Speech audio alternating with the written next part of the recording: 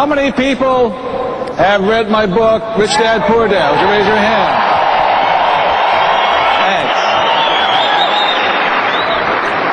Thanks. For those that haven't, don't worry, I'll be talking a little bit about it today.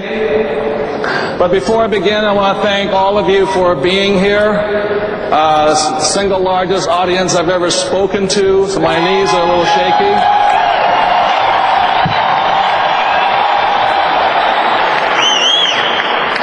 And I want to thank the Yeager family for having me here. I'm honored to be in the presence of such alive people, so thank you very much. Before I begin, I'll give you a quick synopsis of my background. As I said, my name is Robert Kiyosaki.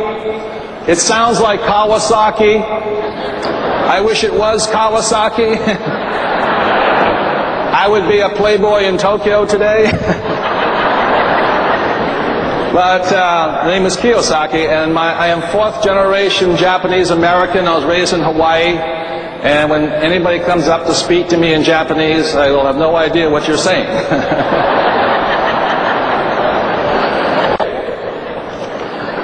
I'm going to talk about Rich Dad, Poor Dad, and it's a true story. Some people come up to me and say, is it really a true story? I go, yes, it is. One's about my real dad, who was a PhD in education. Brilliant man. He graduated from university in less than 2 years. He then went on to Stanford University, the University of Chicago, and Northwestern University. The guy was an academic genius. And then my other dad was my best friend's father. And my best friend's father was a high school dropout. Now, guess which was the rich dad? The guy that dropped out of school, you know, because he didn't go to school. He didn't mess his mind up.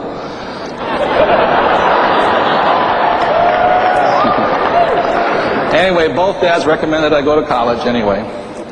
So Rich Dad, Poor Dad is about the story of these two different fathers recommending different things for me. For instance, my poor dad, the PhD, he always said to me, go to school, get good grades so you can find a nice, safe, secure, what? Job. And that was good if you were born before 1950 or 30, but today there isn't really a safe, secure job. They don't pay that well anyway. And what my rich dad said to me was, don't listen to your old man, listen to what I have to say. And my rich dad said to me, don't work for anybody else, build businesses. And what he said to me was, thank you. So I have, since a little kid, have been building. And I talked to them about one of the businesses that some of you may have heard of, and I was one of the first nylon and Velcro wallet people in the world. We built that company, took it way up very quickly, became very successful, and went down very quickly, but we still launched it.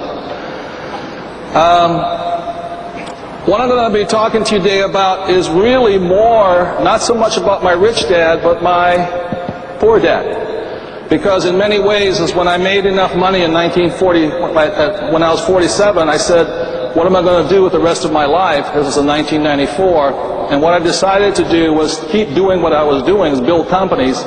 But also I realized I needed to become a teacher like my poor dad, because I'm really more like him than my rich dad. So what I'm doing these days is I'm actually teaching, because my poor dad was a great teacher, brilliant, brilliant teacher, great leader. I'm going to be teaching what my rich dad taught me, so that's what I'm doing today, and that's why I wrote this book, and that's why I'm here, so thank you.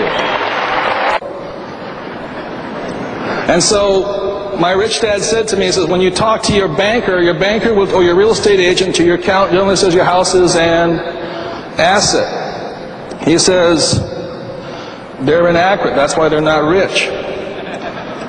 And so what rich dad taught me, the difference was between an asset and a liability was dependent upon the word called cash flow. That's what made something an asset or a liability. So if the cash flow flowed into your income or into your pocket, then it was an asset. So I'll say it again. So if the cash flowed into your pocket, it was an asset. I was 9 years old. This is not that tough. I understood that. I said, that's good.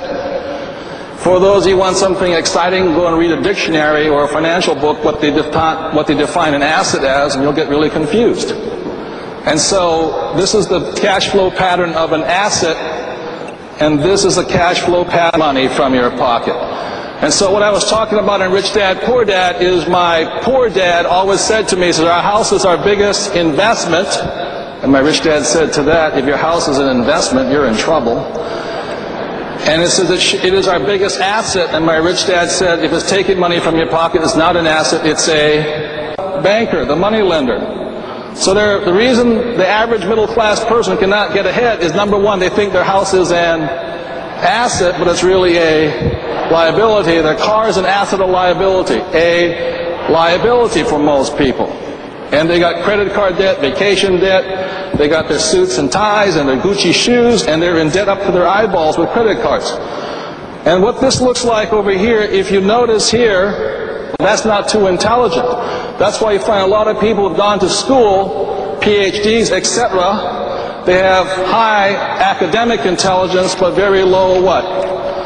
Financial intelligence. And so what they're not in control of is their cash flow. If you want to be successful, you've got to change the direction of the flow. Because this pattern over here, what that looks like, if you look at it going down into the liability column, out the expense column, it looks like one of those treadmills. You know, I go to the gym, it looks like this. So what happens to an individual is they go to school, they get the good grades, they graduate, and they get themselves a job. And they're doing pretty good, you know. 22 years old, 23 years old. Then they go and they meet the boy or girl of their what? Dreams. And they decide to get what? Married. And the boy or girl of the dreams doing the same thing. They got two incomes. They say, well, two incomes can live just as good as what? One. They decide to get married, and now they're going like this. So the first thing they got to buy when you get married is the banker tells you, you got too much income, so you're paying too much in taxes, so you better buy a what? House, because the government's going to give you a tax break for it. Anytime the government gives you something, be careful, okay? I don't trust them that much. So here's this young couple, now they got a mortgage, and they're going like this, and they're working really hard, and they're going, oh yeah, I'm a hard-working individual. But all of a sudden they're short of cash now, so they got to work harder, so they make the boss richer, they pay more in taxes, and they're making the bank rich, and of course they got to buy a BMW to match their lifestyle of their house. And so they're like this, yeah, we're doing really good, hard-working people, you know. And then all of a sudden, she says to him, guess what, dear? I'm going to have a what?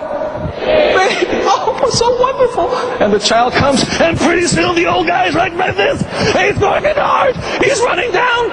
He's in this. This is called a rat race. He's going to work. He's busting his you know what.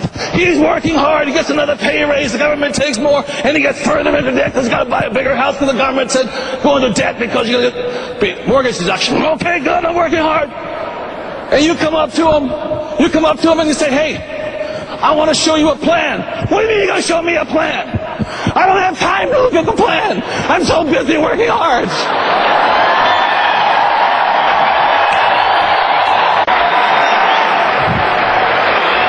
Am I right? Because they went to school. They may be academically intelligent, but they're not too what? And what they say to you is, I'm feeling, what's the word? Fine.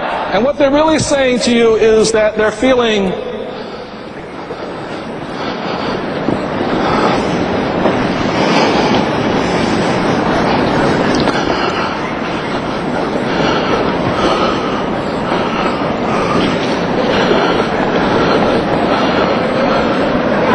what fine stands to is they're feeling financially insecure, neurotic, and emotional. How many people have ever felt fine in your life? And that's what happens when you're not too financially intelligent here. Financially intelligent is you go up to them and they're like this, you know? And you say, well, how's your money? Oh, no problem, I'm doing good, you know. I'll get a pay raise in 3 years. Oh, yeah. I'm going to buy a bigger house, get a tax break, you know. Those words. I can tell an employee by their words. When somebody comes up to me and says, I'm looking for a nice, safe, secure what? Job with benefits, I know I have somebody who comes from the value system of an employee, the mindset of it. When I meet somebody who says to me, I charge $100 per hour, or I just can't seem to find good employees, or my commission rate is 6%, generally they're self-employed. The problem that I found in education, academic education, is they tell people, my poor dad said was go to school and find a nice, safe, secure what? Job. This is my poor dad's advice. And what my rich dad said to me was don't bother with that, go this way, build companies, build businesses. My rich dad said to me, if you want job security, own the company.